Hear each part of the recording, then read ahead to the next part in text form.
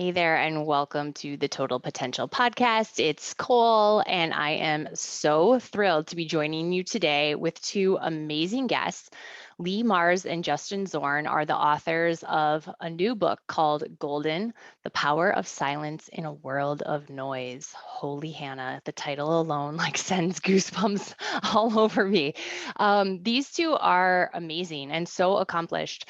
Leigh Marz is a collaboration and leadership coach for major universities, corporations, and federal agencies. She's also a longtime student of pioneering researchers and practitioners of the ritualized use of psychedelic medicines in the West. I'm super fascinated by that. She has also led experimental mindset training programs for NASA. She's been involved in collaboration to reduce toxic chemicals in products with major corporations. And she has now partnered with Justin, who in his own right is a remarkable and accomplished individual. He has served as a strategist, both a strategist and a meditation teacher for the US Congress, so interesting. He is a Harvard and Oxford trained specialist in economics and psychology of human thriving. Oh my goodness, you guys. I am so thrilled to have these two here. Leigh and Justin, thank you guys so much for being here.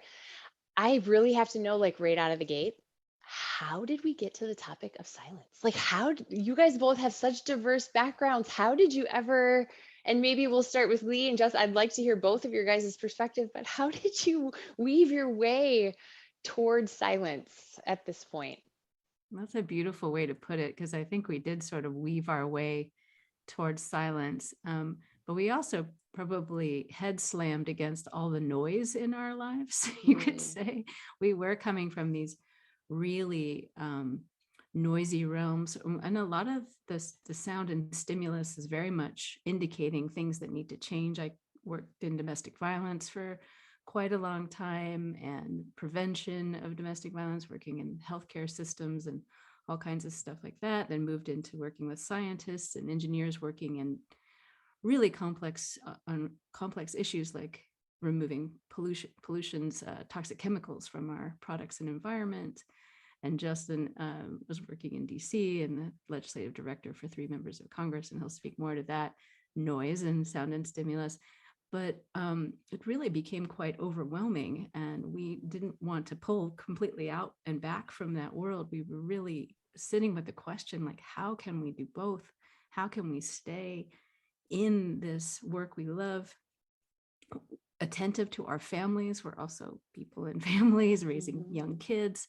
How do we do all that and find respite in order to center ourselves and do the best we can in this work and in this life? Yeah, so interesting. It's almost like the contrast, the noise was at such a level that it's almost the polar opposite of that noise. So interesting. Justin, how about for you? Yeah, Leigh hit a lot of it. And for me, it was also just this feeling, this question, what are we going to do about this crazy world? How can we possibly be effective in bringing more sanity right now? And Leigh and I both just got this feeling, this intuition, like a prerequisite for bringing any healing, bringing any good progress and movement in our lives, in our communities, in the world as a whole, is to get beyond the noise and distraction and get to a place where we can listen, to tune into the silence. And it was also this feeling the problems facing humanity right now in our individual lives and the world as a whole, they might not be solved with more thinking or talking. Right. That the solution's probably something much more simple. I want to share with you too one of my most closely held beliefs, because I hear this in what you're saying about this problem solving and what might be possible for healing and growth and all those things when we do become silent. My most closely held belief as a coach is that every answer you could ever need is already inside of you. But if you're all out here, all outside of yourself, how can you ever find the answers that live inside? And so you guys went to incredibly diverse, environments and different groups to really learn about silence and the opposite, the noise.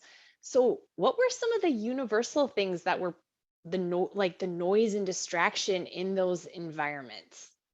Mm. Mm.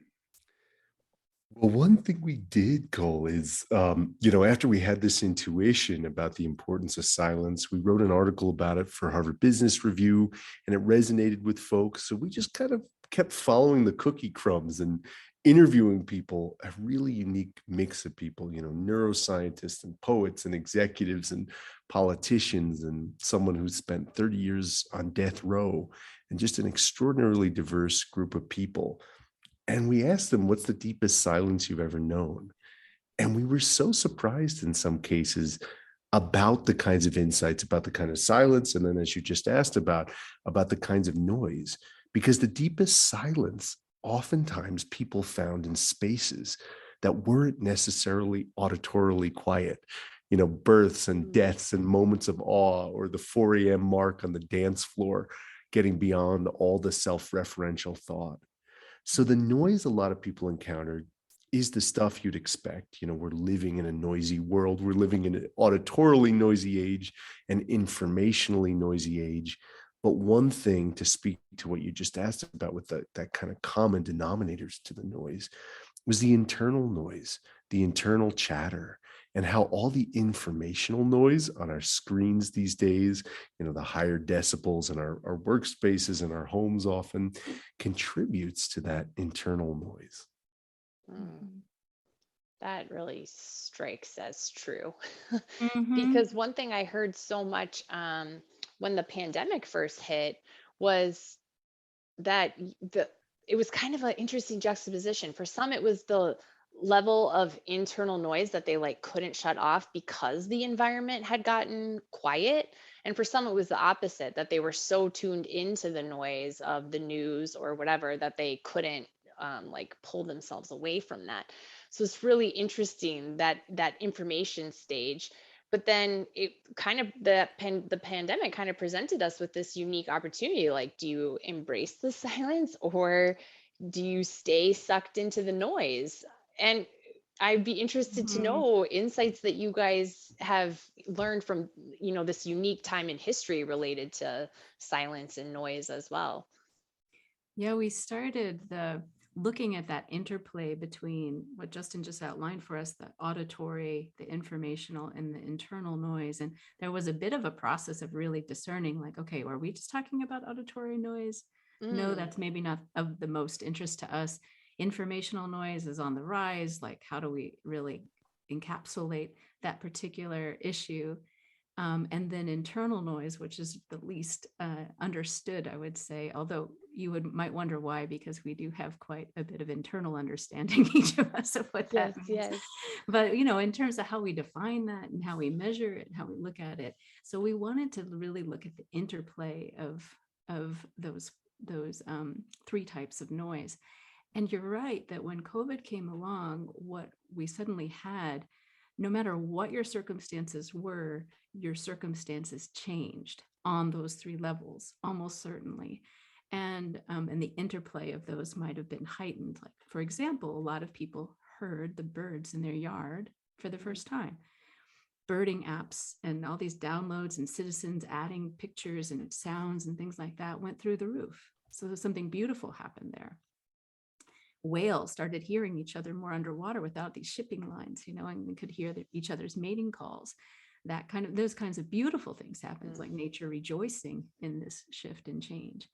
And then, because our houses were doubling and sometimes tripling as offices and schoolhouses and all these things, we were also needing to be in dialogue or in some kind of negotiation around the shared space and the noise throughout a day, 24 hours a day, pretty much. And that created a lot of tension for families, as well as all the internal worry that may have really gone up. So there's so many factors, and we really heard the entire gambit. We did not want to say like, oh, it went like this for us Mm. with Justin, at home with twins who are now 2, but who were just being born at the beginning of the pandemic, and a 5-year-old. That was that was a shift. He's consulting. We're writing a book in the midst of this. And then for others, they're really, really got a moment to pull back from the busyness of their lives and really reevaluate and discern what they're going to want to do coming in. Yeah. Big range. Yeah, absolutely. That really hits home too, that there wasn't one universal experience with that, right? That it was so dynamic and so individual. And but I do think people felt the change, whatever it was, they felt it. And so Mhm. in this scenario where there are all these distractions, there's all these pulls on our attention. If you have a young family, I say busy is like my least favorite 4-letter word, because it's like, what does that mean? But when there are all these pulls outside of us, number one, how do we start to turn that so the silence can start to turn on? Not like all the way, because that's a process, but start to turn on and start to like create some of that for habits for our children. That's something I just think about all the time, right? Like we have to be the leaders who can, show and model the way. So as we have all these pulls coming out or pulling our attention out of us, how do we start to turn the dial to something quieter and something more internal? Mm, that's a wonderful question, Cole. And for me, as I think about this, the number one thing is developing an appreciation for silence. Mm, We sometimes in our world today mistake stress for aliveness.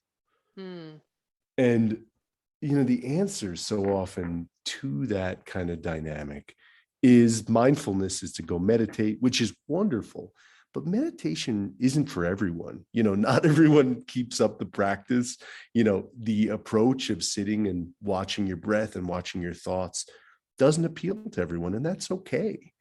So, what we say in this book is we can simply notice the noise in our lives, as Leigh was just discussing the auditory, informational, and internal noise. Simply notice it and then tune into the silence.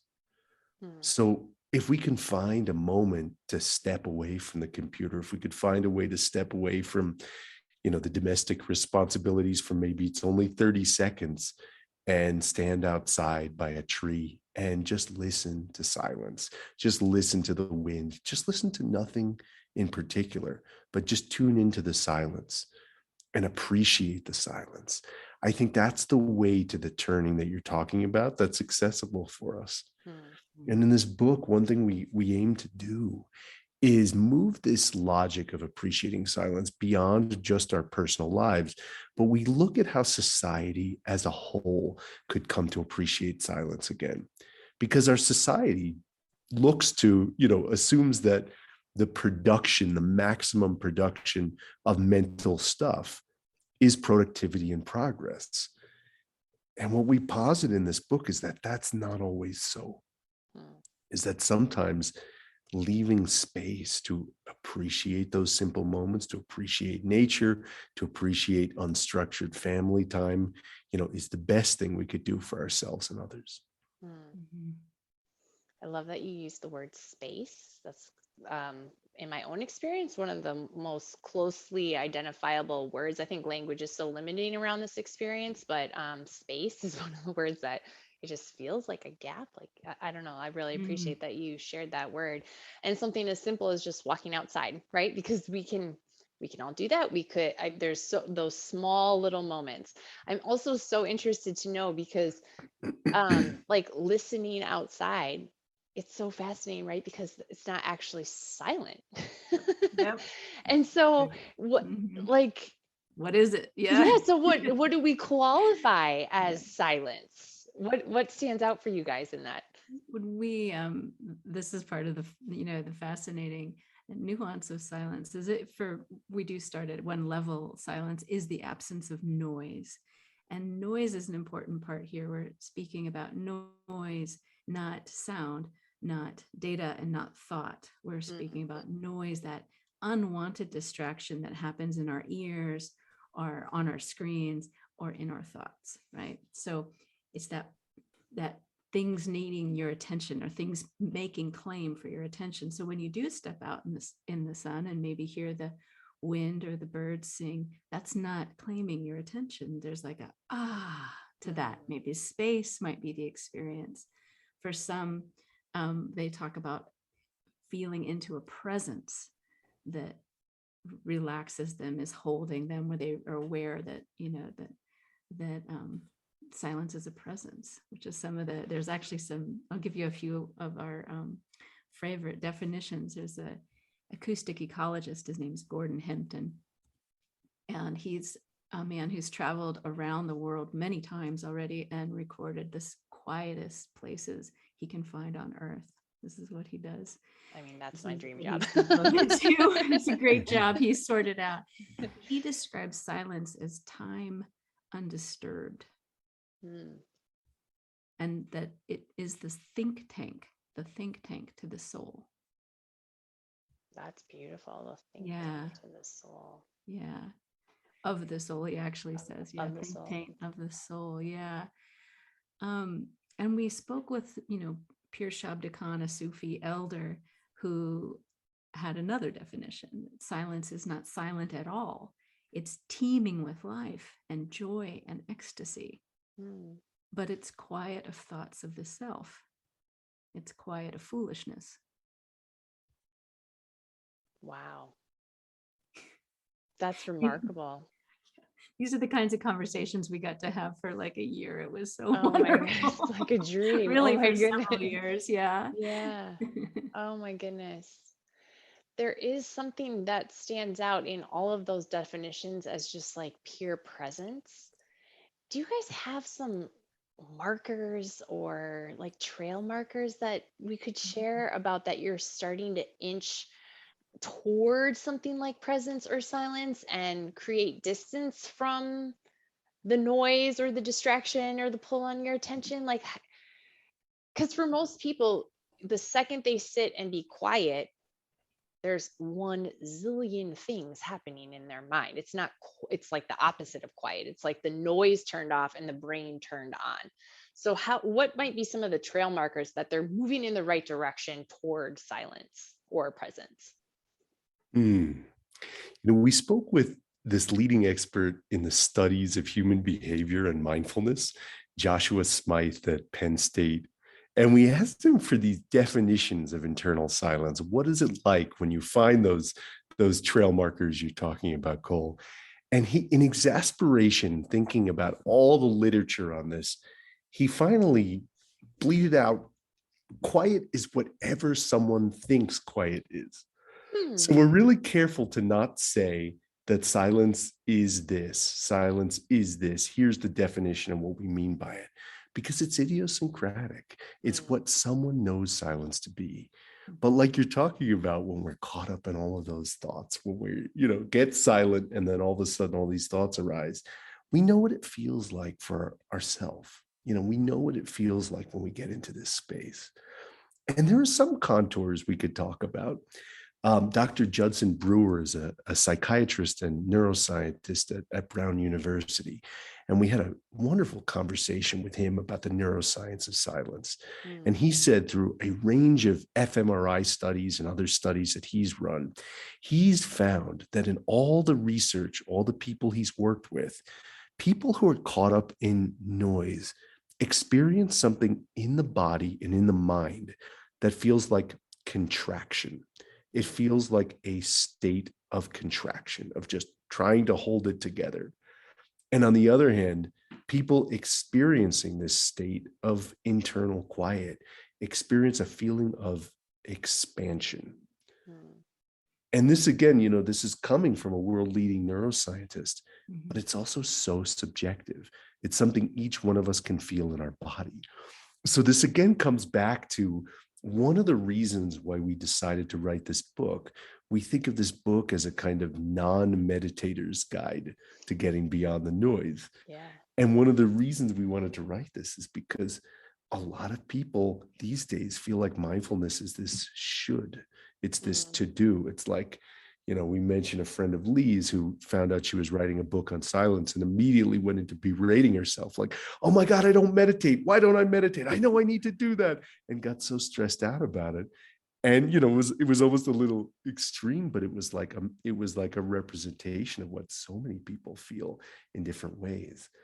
So Cole, one of the reasons we wrote this book is to give people license to not worry about questions like, am I doing it right? Am I finding silence in my mind in the right way? But to just say, explore the silence as you experience it. What feels good? What feels expansive, I should say, in your consciousness? And how can you seek and savor those states? Yeah, that explorer's mindset, that's beautiful, that it doesn't have to be any one thing, but that it could be a whole variety of things, depending on what you find when you get inside. I mean, that's like a free license to really play and explore. That's just a really cool way of thinking about it. I'm excited that this podcast is brought to you by mkforhealth.com. Have you been looking for a powerful antioxidant to help support your immune health? Hello, of course we have. Look no further. mkforhealth.com offers an amazing product called Nutrimetrics Opc3. This product is an isotonic-capable food supplement chock full of powerhouse antioxidants.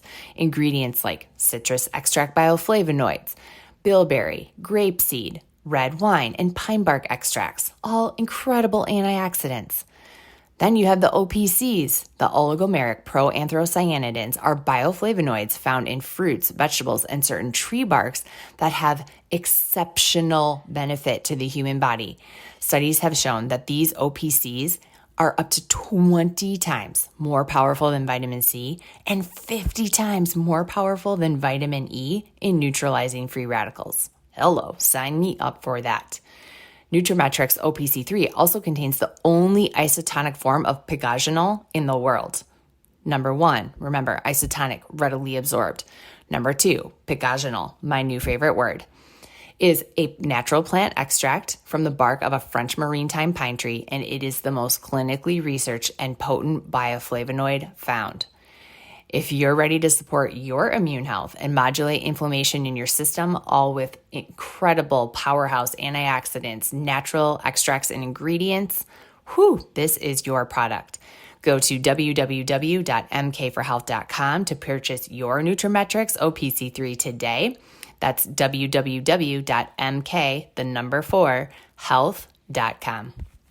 Try to promote that an experimental mindset in this book to really, because there is a way in which we've likely thought about silence. We have a concept, a conceptual overlay, you could say, of silence, but the felt sense in our bodies to get attuned to the signals that tell us we're experiencing quiet, that expansion that Justin was talking about, that might really show up in one of your listeners, like in a relaxing of the jaw, or the shoulders, or dropping the shoulders, or a softness in the belly. And noise, just the opposite, we might notice, ruminative thought thing, sort of cyclical thought showing up, obsessive kind of thinking, or something else physical, a tightness somewhere, or, so that we may really be more familiar than we think with some of our personal signals. And then this guideline of expansion versus contraction is a nice way to kind of give it a really simple overlay of, are we expanding or contracting, and where? Yeah.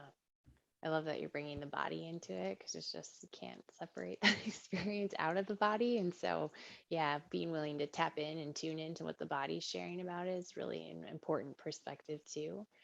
As you guys are using this word contraction and expansion, the expansion just feels like a release.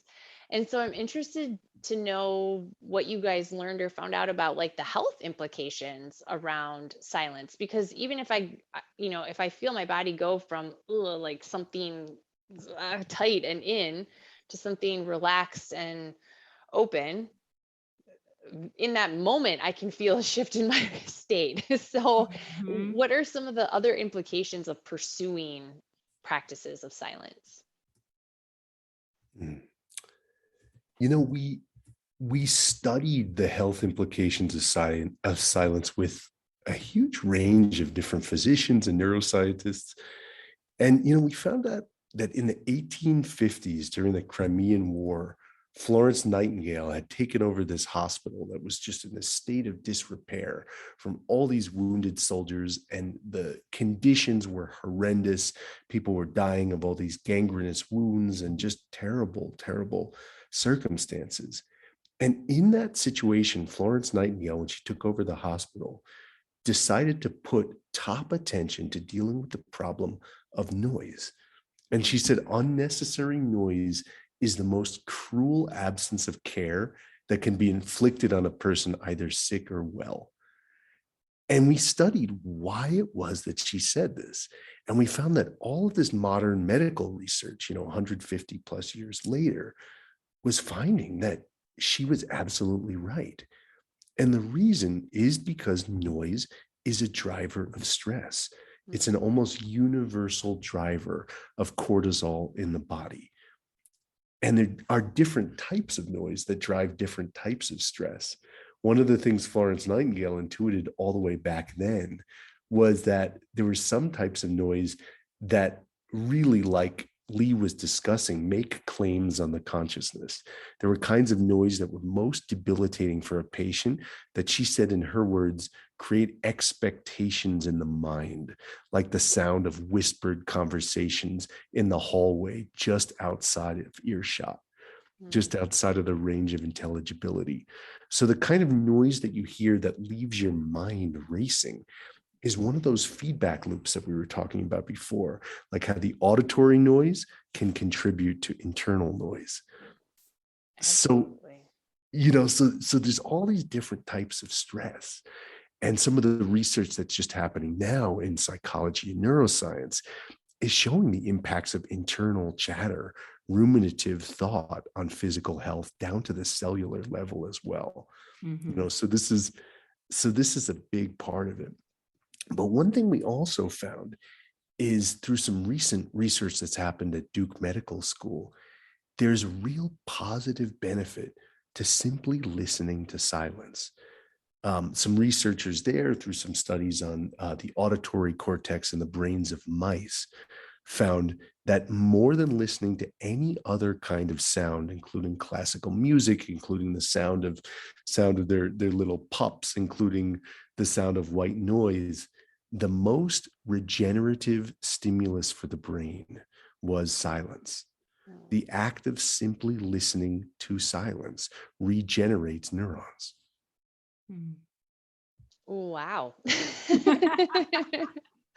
Right? Because you can recognize like all of those times where, and this is coming from somebody who's like a well-versed meditation practitioner, but you sometimes meet that silence, and it's, how do I want to fill it? What should I have next? Or what's next on my to-do list, right? Like there's kind of this impetus to keep doing and pursuing instead of just being and listening to the silence. Like just the fact, now I'm really going to have to be extra mindful of that, because, right, like even if you listeners, whoever it is, took that 30 seconds even and just listened to the silence before going to the next thing, when there was that silent opportunity, it's not like we're talking about hours. We're talking about, small little windows that can help us reconnect. And that's just, wow. We'll take that in spades every day. We can even go a little bit deeper with that, because where that's looking at the auditory silence. But if we did ask the question in the book, what is silence in the mind? And as we asked that question, we asked that to neuroscientists and psychologists and psychiatrists, and they were giving us answers that sounded a lot like yogic masters and Vedic. It was fascinating. There's this place in which it all kind of melts together. Absolutely. And we found ourselves exploring in that question different states of the mind or states of the brain. We're looking at flow states. We're looking at mystical experiences. We're looking at meditation experiences, experiences brought about by meditation, but also perhaps experiences brought about by expanded states of awareness, like those through psychedelic materials. and states of awe, moments of awe.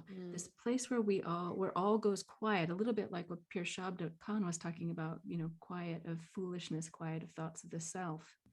And that kind of silence, and how healing and, beautiful that experience is, to be in a place beyond self, a self-transcendent experience that they're often called as an umbrella term, where you're both a smaller self, but a bigger self, because you're connected to all things. You have that experience of being diminished and expanded at the same time. Yeah. So that, we would argue, that's a beautiful healing state that can heal us arguably instantly from what we suffer, to have that experience in that moment. Yeah. The non-separation and the non-attachment to thought, right? Because that, when we're linked to it, it's just like, holding on so strong. But just one step away from that, and it's like, everything else is available beyond it. In that state, that expansive state, one thing that I've really been mindful of in my own coaching and practices lately has been, especially as technology is on the rise and like linear thinking is going to, at some point basically be done for us, right? Like computers and robots and all those things are going to be able to do the X plus Y equals Z way faster than a human. But the creative capacity of a human and the non-linear thinking of a human become what humans will have as their superpowers, in my own view. I don't mean to speak on your behalf at all. But how does silence start to link us into those more creative, maybe abstract, non-linear spaces where there's something much more than just X plus Y equals Z available to us? And those are kind of deep states, at least that's my experience. So that might not be the 30-second window into silence, but something potentially more expansive. You want to start us off, Justin? Sure. Leigh mentioned before that silence is at one level this space where no one is making claims on our consciousness, where no one's seeking to monopolize our attention. And so often the linear kinds of thinking that you're talking about, our standard solutions that we tend to find in our everyday lives, happen when we're responding to the sound and stimuli around us, when people are making claims in our consciousness. So the silence is the place where nothing is interfering with your perception or your intention. It's this space of not knowing, this place of letting go. It's accepting that it's okay to not fill the space. And then it's a space where we don't have to perform. A dear friend told us that silence can reset the nervous system. And one of the core propositions of this book is that that's the space where new generative solutions can arise. We talk in this book with Cyrus Habib, who grew up, he was the son of Iranian immigrants to the US. He went blind when he was 8 years old, and he ended up learning Braille and making it through Columbia and Oxford as a Rhodes Scholar and Yale Law School, and became the lieutenant governor of Washington State when he was 8 years old. When he was 35 years old. When he was 8 years old. Yeah. When he was 35 years old. And he decided to not run for governor, not run for the US Senate or whatever everyone thought he was going to do. And he shocked everyone by deciding to leave politics and go and become a Jesuit priest and take a vow of poverty and chastity and obedience. And everyone was just like shocked in his life by his doing that. And he takes us on the journey of what it was like going from politics and all that sound and stimulus, just jumping into first 30 days of no speaking, just total silence as he was studying these Jesuit prayer processes. And he tells us about when he gets into this space where he's no longer performing, he's able to jump into this place where new neural connections are forming, and he's able to see the world in a whole different way. So he's not going and making this jump from high profile politics into, into this basically monastic kind of life just to run away. He tells us he's doing it so he could keep serving in politics and economics and dealing with, situations of people living in poverty. He wants to be able to serve in a way where more non-linear modes of thinking are available to him. Mm-hmm. Mm-hmm. That's really beautiful. So he's cultivating this life where silence and quiet are part of it so that he can show up in a more powerful way in the other environment that he's serving in. Mm-hmm. That really stands out. Yeah, he's a remarkable being.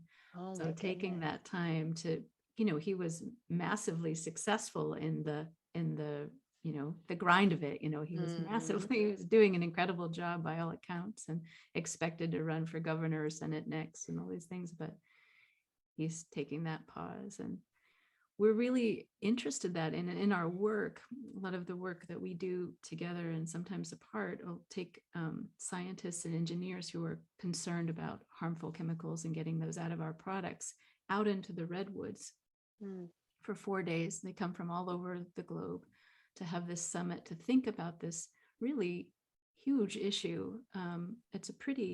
It's not just complex, it's a pretty impossible situation they're taking on with, in the United States, 80,000 largely unregulated chemicals being put into our products without question, and the need to prove them unsafe rather than prove them safe in the first place. It's quite an ugly situation. And the temptation is to bombard, with data and the new and this product, and kind of get into all these discussions. But instead we go into some pretty deep silence. The redwoods hold that deep silence in their bark, how they absorb sound. We do walks, we take breaks, and we do share information. And we do, and I'm facilitating, by the way, not a chemist. I'm facilitating their process. We do get them thinking in different ways so that novel thinking can occur, so that new connections can be made for this problem. And now we've done this for 10 years going, and the strategies that come out of those 4 days are remarkable, and they're changing the conversation, and they're really addressing these issues at their core in a meaningful way. So there is a need to break that flow of how we approach a problem, the way we tend to do things, and to, I would argue, connect to that deep silence that we're trying to protect. The redwoods are a good example of something we want to protect, and for the sake of what we do this work. And I've been astonished. I mean, honestly, as a facilitator, I sometimes fear that they won't get enough done, right? I have that in me too, but they get way more than any of what we expect done. Yeah. They make so much more progress. That I am just a firm believer. Justin and I have had that experience on projects we've done together. We're just firm believers that when we get beyond the noise, we tap into truly creative, novel solutions for these important problems.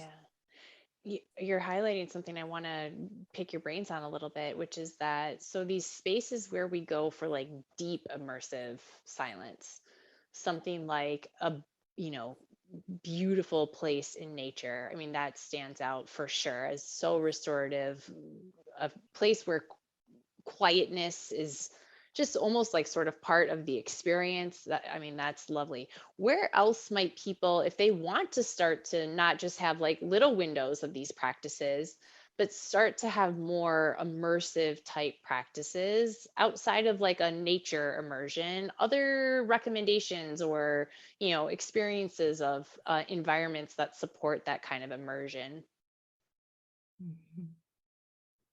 One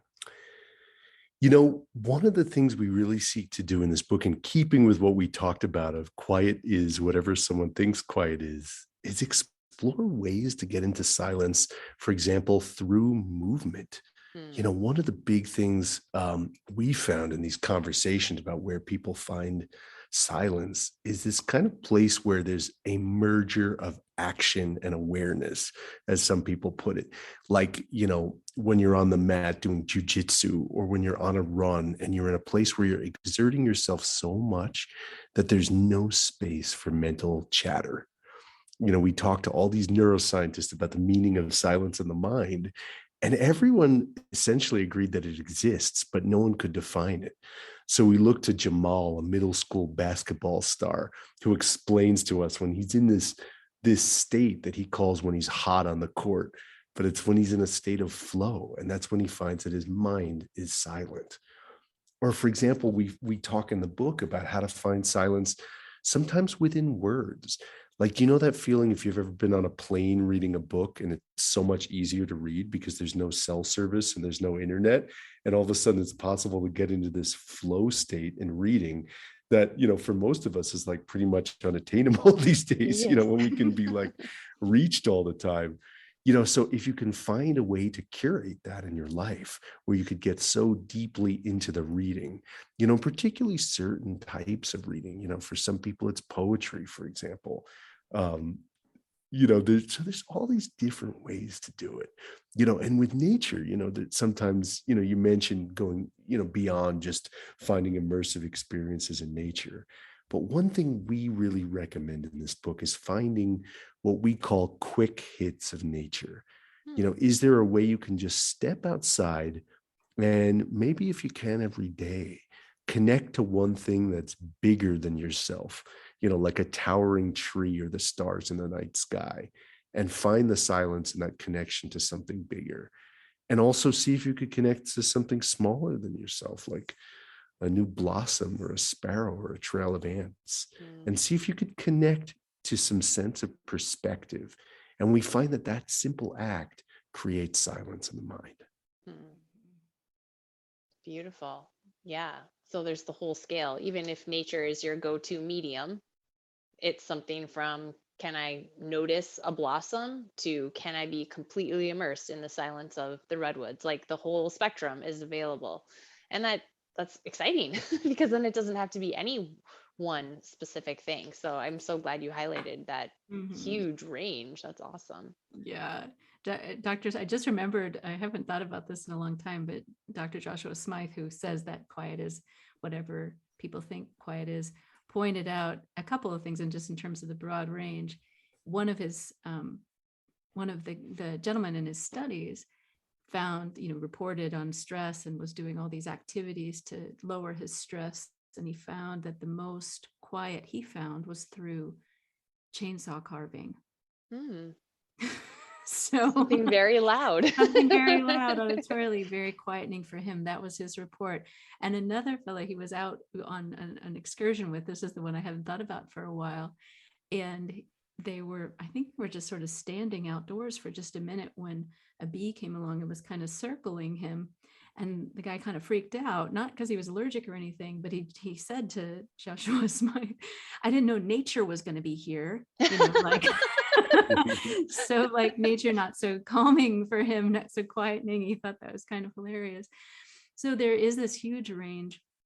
And there is the, you know, from the micro moments to these deeper immersive moments that you're pointing us towards, which we do love, we build up into the book so that it feels like, oh, maybe it's just in that breath that you find a little moment of silence, but maybe you're actually designing a sabbatical of some sort for yourself, a DIY sabbatical. And it doesn't have to be, you don't have to be an academic. It doesn't have to be for 6 months or a year.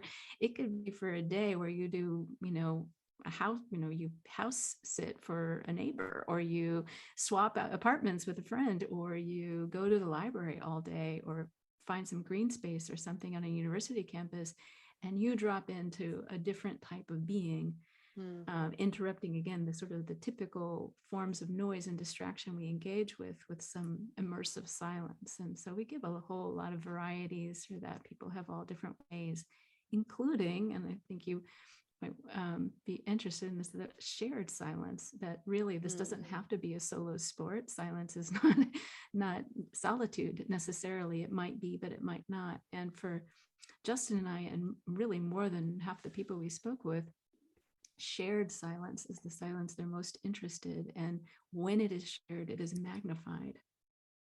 Can you say more about that? Because I'm so... Leigh, can you say more about the shared silence? Because I'm fascinated, as I know you guys are in families, our whole audience, like the family is the main focus.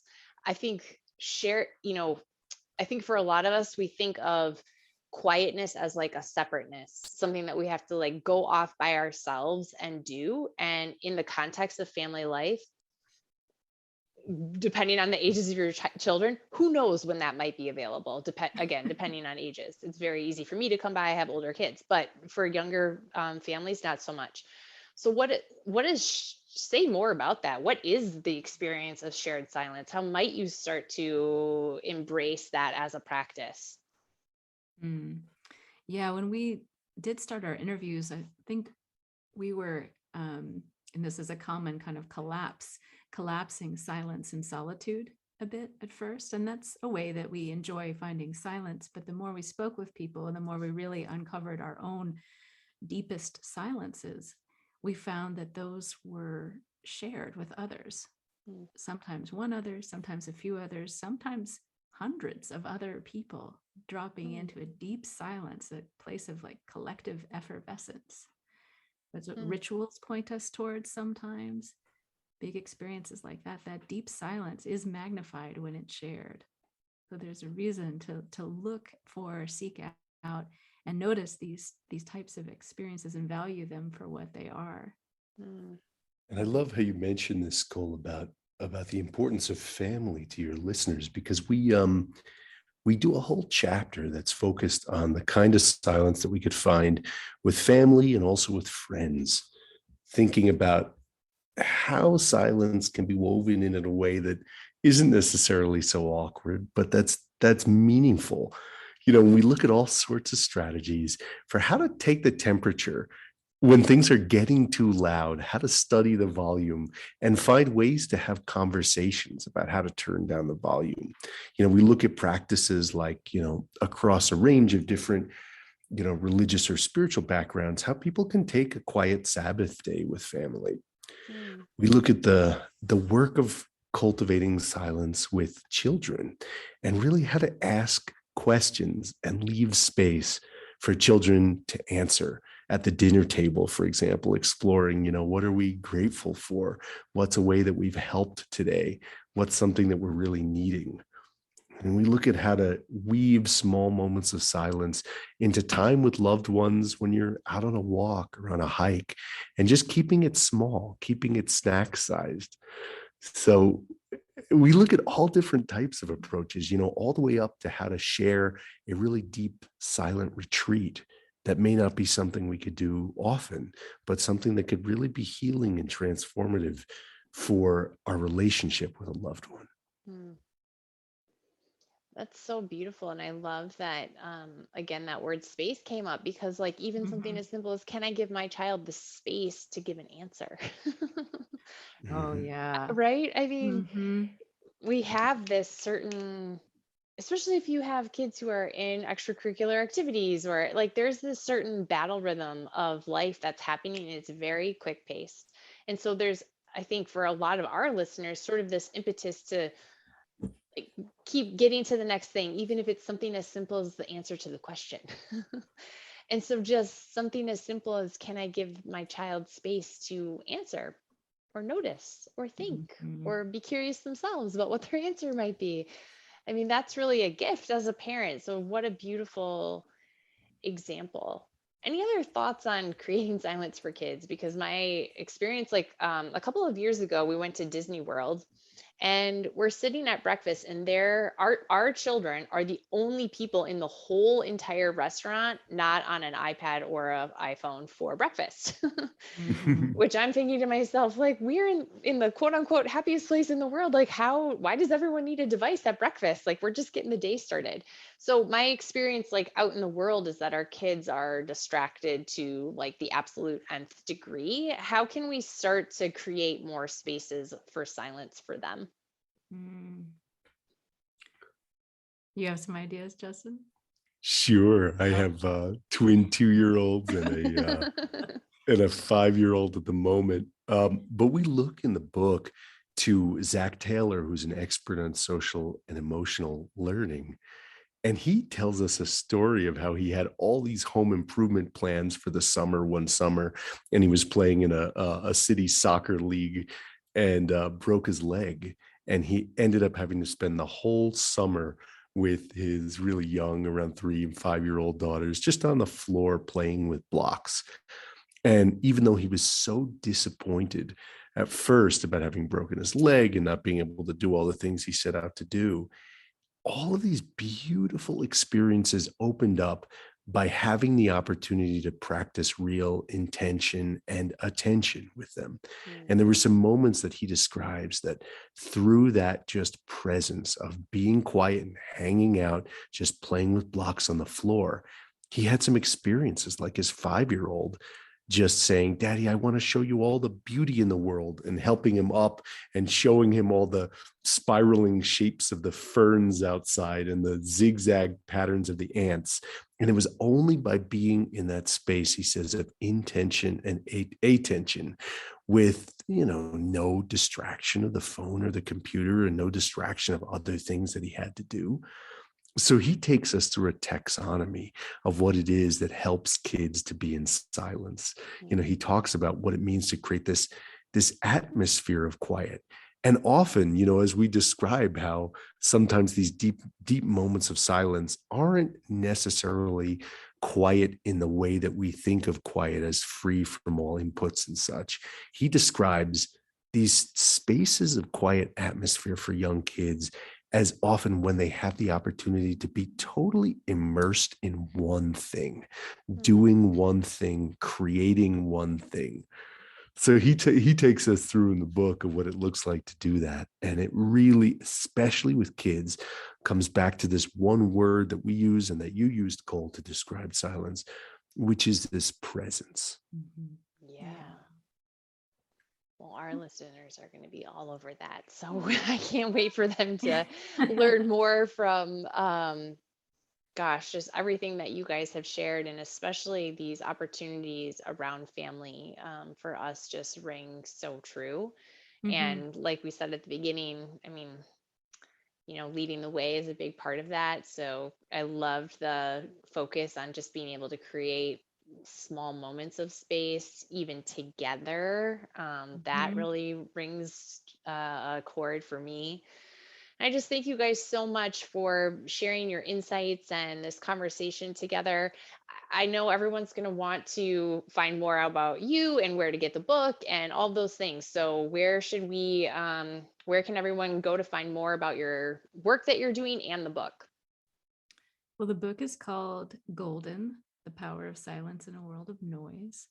And it's HarperCollins who publishes it in the US, and in the UK, it's Penguin eBury. So, and then the UK version's out as of May 5th, and US version, Canada version's coming out May 17th. So it's pretty easy to find. But we also have our consultancy website, Astrea Strategies. That's ASTREA, and then strategies, the IES. .com, and that's our work. And also there's a page on the book and all the media and things that we're writing and things that we do. Beautiful. So those are the easiest places, AstreaStrategies.com, and then just finding the book wherever you want to buy it. Yeah, all the places places to be available in lots of different places. Yeah, beautiful. We'll make sure to put those. I hope it serves your listeners very much. Yeah. We'll link everything in the show notes so that everyone has that. Any social media places people should look? That's not really our strong suit, you can say, probably, because of all we like to think of it as on brand, but it's not. I love it. Yeah. So not so present there, but yeah. Would love to hear from your listeners though. Yeah. Beautiful. Well, we'll make sure we share where they can get the book and to Astrea Strategies. And just thank you guys both so much. I'm really grateful for your time and giving our listeners a new perspective on how they might start to walk into this silence, and just being open to the experience of whatever silence might be for them. I think that's a real power move to think of it in that way. So thank you both so much. Thank you, Cole. So great.